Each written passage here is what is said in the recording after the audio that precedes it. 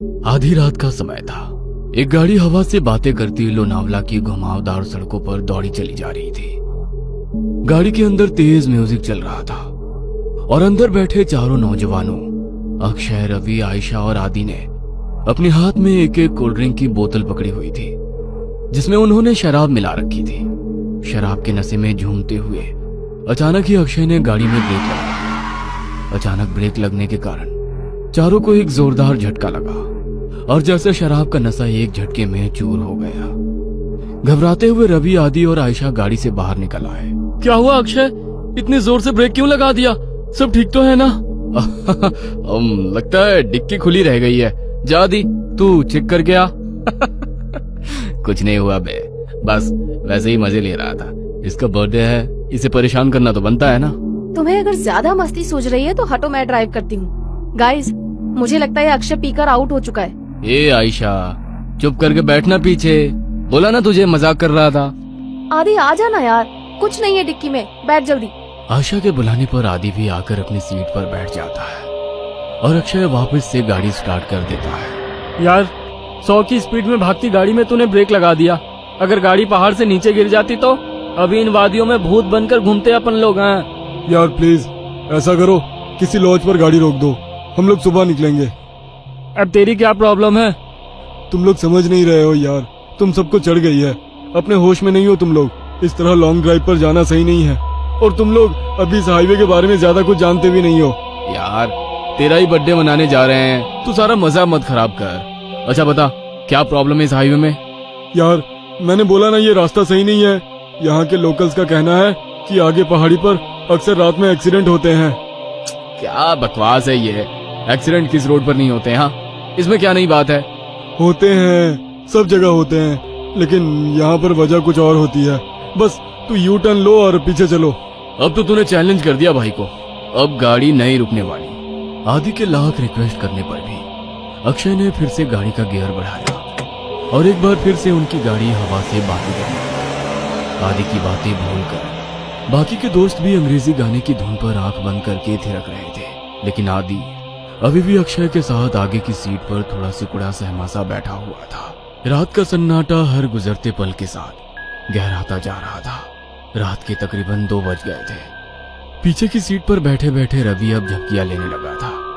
तभी एक बार फिर से अक्षय ने जोरदार ब्रेक लगा दिया तो गाड़ी जाकर सड़क किनारे लगे पेड़ से जा टकराई। अक्षय, तुम्हारा दिमाग खराब हो गया क्या?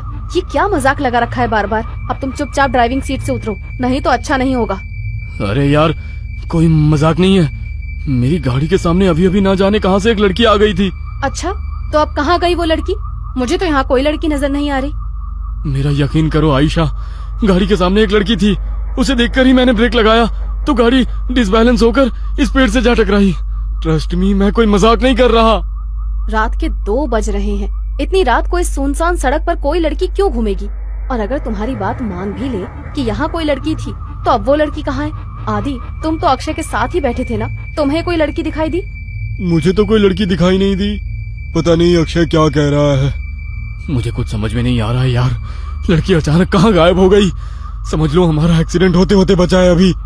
आदि, आयशा और अक्षय गाड़ी से नीचे उतरकर बातें कर रहे थे और रवि सब कुछ अनसुना करके चैन की नींद सो रहा था। इसे देखो, अभी गाड़ी खाई में गिर जाती तो ये सोते सोते कुंभकर्ण ऊपर पहुँच जाता। इसीलिए बोलती हूँ, लिमिट में पिया करो। हाँ, तू सही कह रही है, शायद मुझे चढ़ गई है। मैं पीछे बैठता हूँ, अब तू ड्राइव कर ले। ना बाबा ना, अब तो मेरी आंखें नींद से भरी हो रही हैं। तू ही चला गाड़ी, लेकिन अब ध्यान से चलाना। अक्षय एक बार फिर से ड्राइविंग सीट पर बैठ गया और आयशा पीछे बैठकर झपकियां लेने लगी। कुछ देर बाद, यार आदि, मुझे ऐसा लग रहा है हम बार बार उसी रास्ते पर आ रहे हैं। सब गोल गोल घूम रहा है यहाँ, वही पेड़ वही पहाड़। मुझे सच में चढ़ गई है क्या यार? तू एक बार लोकेशन चेक करना। भाई पहाड़ एक जैसे ही होते हैं, इसमें क्या अलग होगा? आदि अपना मोबाइल निकालता है, लेकिन मोबाइल में कोई नेटवर्क ही नहीं आ रहा था। यार मेरे फोन में नेटवर्क ही नहीं है। तभी अक्षय को गाड़ी की लाइट्स में सामने एक आदिवासी पहनावे वाली लड़की दिखाई देती है। लगता है मुझे फिर से वहम हो रहा है।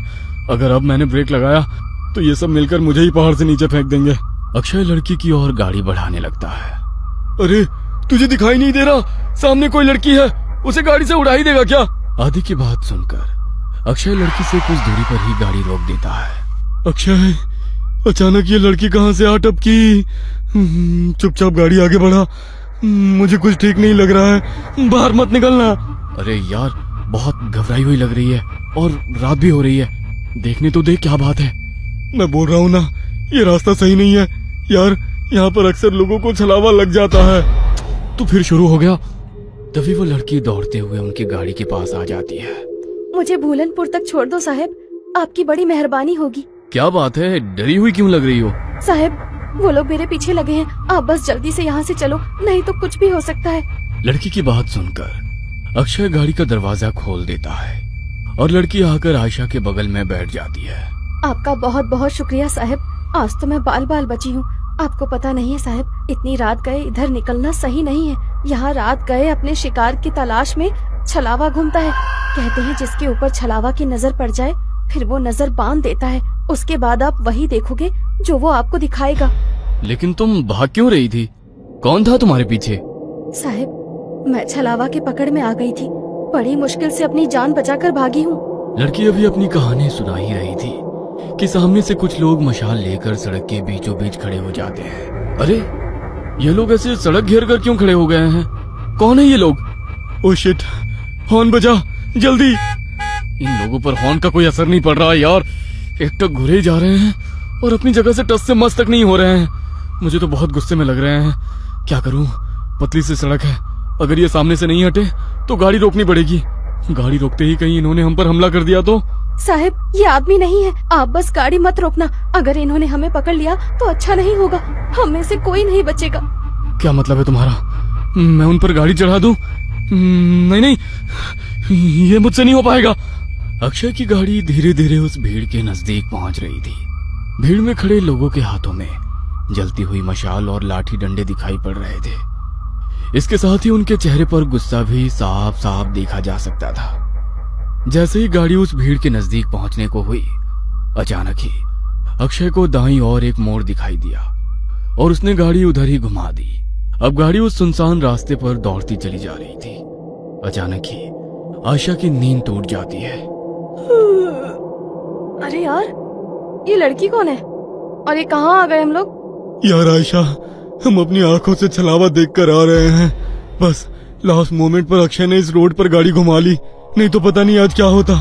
मुझे तो अभी तक सोच सोच कर ही घबराहट हो रही है। ये सब हमारे साथ क्या हो रहा है, मुझे कुछ समझ नहीं आ रहा। हम लोग अभी एग्जैक्टली है कहाँ, कुछ पता है? आशा के इतना कहते ही अक्षय को सड़क पर एक बोर्ड दिखाई देता है। ये देख, सामने बोर्ड पर लिखा है लोनावला 60 किलोमीटर।